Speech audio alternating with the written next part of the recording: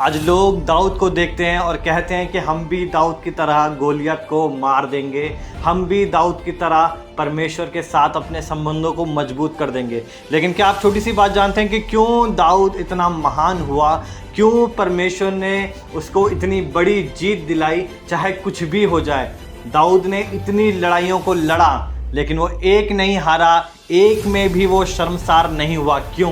क्योंकि दाऊद ने अपने लोएस्ट टाइम पर भी परमेश्वर को याद किया और अपने पीक टाइम पर भी, जब वो महान हो चुका था, जब वो राजा हो चुका था, जब उसका सैन्य बल बढ़ चुका था, तब भी उसने परमेश्वर को याद करना नहीं छोड़ा। हालेलुया। हम देखते हैं दूसरा शमूएल में 5वें अध्याय में जब हम पढ़ते हैं, जब फलिस्तियों ने इजराइल पर हमला किया, दाऊद पर हमला किया, तो दाऊद ने क्या किया? उसके पास बहुत शूरवीर थे, उसके पास सैन्य बल था, उसके पास रथ थे, उसके पास तलवारें, घोड़े, सब कुछ था। लेकिन दाऊद ने क्या किया? सबसे पहले उसने कहा, परमेश्वर, क्या मैं फलिस्तियों का सामना करूं?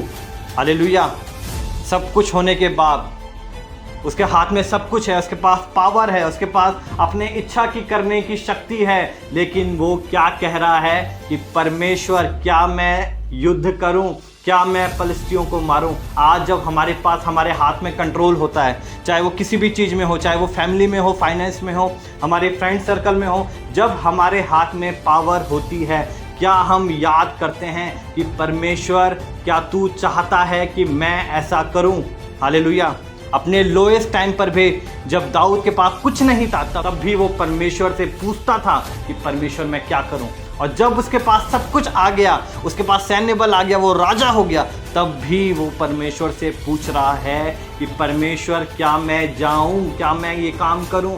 क्या आज एक विश्वासी, जब वो चाहता है कि परमेश्वर उसे सलाह दे, जब वो चाहता है कि परमेश्वर उसे कहे कि मैं क्या करूं, परमेश्वर मेरी अगुवाई करे, क्या वो अपने पीक टाइम पर भी जो काम उसके कंट्रोल से हो सकता है, क्या उसके लिए भी वो प्रार्थना कर रहा है? क्या वो परमेश्वर से पूछ रहा है कि परमेश्वर, मैं क्या करूं?